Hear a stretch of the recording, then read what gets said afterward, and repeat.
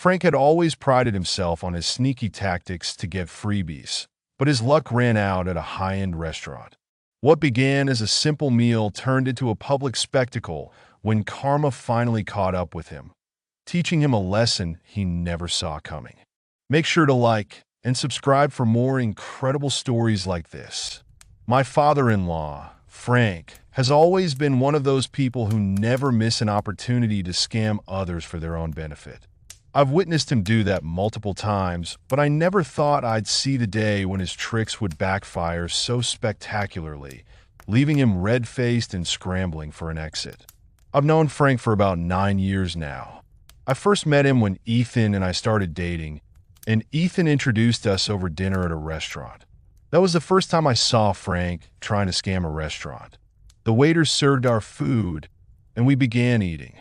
I ordered pasta, Ethan got a sandwich, and Frank ordered a bowl of rice with sesame chicken. "The chicken is so delicious," Frank said, enjoying his meal. "Yeah, even this sandwich tastes great," Ethan added. I thought Frank was just appreciating the restaurant's food and service. But no, Frank had something else in mind, and what he did next caught me completely off guard. "Let me show you how to get more of the same meal for free," he said before calling a waiter over to our table. "How can I help you, sir?" the waiter asked politely. "This chicken tastes awful," Frank said angrily, shaking his head in disapproval. "I can't believe you're serving such tasteless meals. The flavor is bland, and it's not even properly cooked." "I'm so sorry, sir," the waiter apologized. "I'll get a replacement right away." "Hurry up," Frank snapped. "I don't have time to waste here. You better return with something that's properly cooked." The waiter looked panicked, apologizing as if he was at fault. He took away the half-eaten meal that Frank pretended to dislike, promising to return in 5 minutes. Once the waiter left, Frank flashed us an evil smile like he had pulled off something impressive.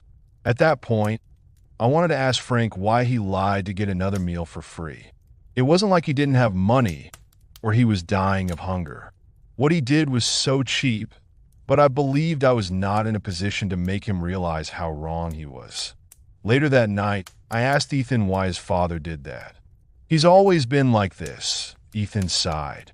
"He thinks it's funny, and he never listens when we tell him it's wrong. We've tried 1,000,000 times, trust me. But didn't you see how hurt that waiter was? He really thought your dad didn't like the food," I protested. "This is so wrong, Ethan. So unfair." Ethan told me to let it go, and since we were just starting our relationship, I figured it wasn't worth arguing over. I could have pressed Ethan to understand how wrong Frank's actions were, but I didn't want something so minor to strain our relationship. However, looking back, I wish I had told Ethan to put an end to his dad's habit. The following year, Ethan and I tied the knot, and since then, I've been a witness to how cheap Frank is.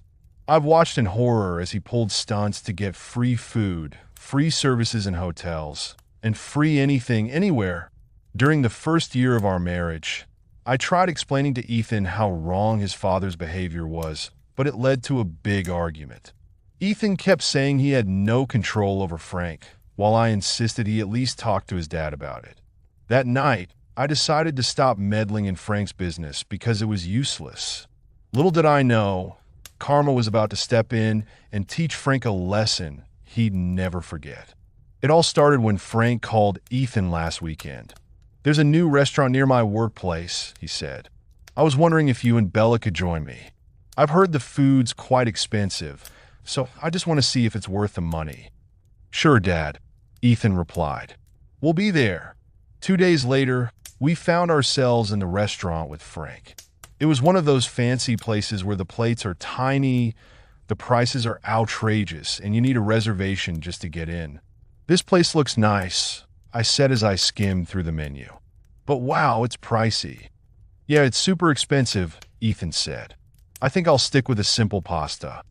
"Me too," I agreed. "White sauce pasta for me." "What about you, Frank?" Frank was busy scanning the menu, his finger trailing down to the most expensive item. "I'll have the lobster," he grinned. "A lobster? Really, Dad?" Ethan asked. "You've never ordered one before." "I know you'd say this," Frank replied. "But it's nice to try new things, isn't it?" "You're right, Dad," Ethan said before calling the waiter. We placed our orders, but I could tell Frank was gearing up for another one of his stunts. Soon, our food arrived and we began eating. However, halfway through the dinner, I noticed Frank staring at his lobster. I couldn't understand what was happening until he plucked a hair from my head and placed it on his dish. Yep, Frank had the nerve to do that. I was too stunned to say a word. Then he called the waiter over, feigning disgust. "There's a hair in my food," Frank exclaimed, pushing his seat away from the table as if the hair would fly over to him. "This is unacceptable. I shouldn't have to pay for this filth." "What the heck?" I thought. How can he even think of doing that? I was mortified, while Ethan looked like he was about to explode with anger. "I'm so sorry, sir," the waiter said. "I'll let the manager know." That's when karma made its move. The manager approached our table a few seconds later.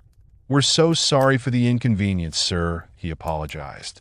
I think he was about to offer a complimentary meal when another waiter came over to our table and whispered something in the manager's ear. That's when the manager's expression changed from apologetic to stone-cold serious. He took a deep breath and said, "Sir, I need to ask you to leave." "What? Why should I leave?" Frank protested. "I found hair in my food, and you're kicking me out? Is this how you treat your customers?" "Sir, I'm asking you to leave because we believe you put the hair in the dish yourself," the manager said calmly. I can never forget the look on Frank's face. Shocked, horrified, and caught off guard, he still tried to argue. "How dare you accuse me of that?" he yelled at the manager. "I'll have your job for this." By now, the whole restaurant was watching. "Sir," the manager began, "one of our staff members recognized you from another restaurant where you pulled the same stunt. We take food safety seriously here and won't tolerate attempts to defame our business. Please leave, or we will involve the authorities." At that point, people around us started whispering among themselves, and some of them were even laughing. Meanwhile, Ethan and I looked at each other, wishing we hadn't agreed to this dinner. But it didn't end there. Frank was at a loss for words and knew he couldn't do anything to prove the manager wrong. So, he stood up and picked up his coat, preparing to leave. "And one more thing, sir," the manager said. "We're sharing your photo and details with several other high-end restaurants in the area. You'll no longer be welcome at any of them." Frank's face turned pale as he realized what the manager just said. What bothered him more was that the entire restaurant heard him, and many of them were laughing at him. At that point, he understood he could no longer pull his cheap stunts to claim free food. Karma had defeated him. Frank stormed out of the restaurant without saying another word, while Ethan and I sat there in silence. Once the shock wore off, I couldn't help but laugh at what just happened. "I never thought I'd see the day," I said, still laughing. Frank finally got a taste of his own medicine, and it wasn't free. Ethan chuckled, shaking his head. Maybe he'll finally realize that cheating his way through life always has a cost. That night, I finally understood how karma works. I couldn't help but think that sometimes karma is just waiting for the perfect moment to strike. And that moment might be right when you're about to dig into an overpriced lobster.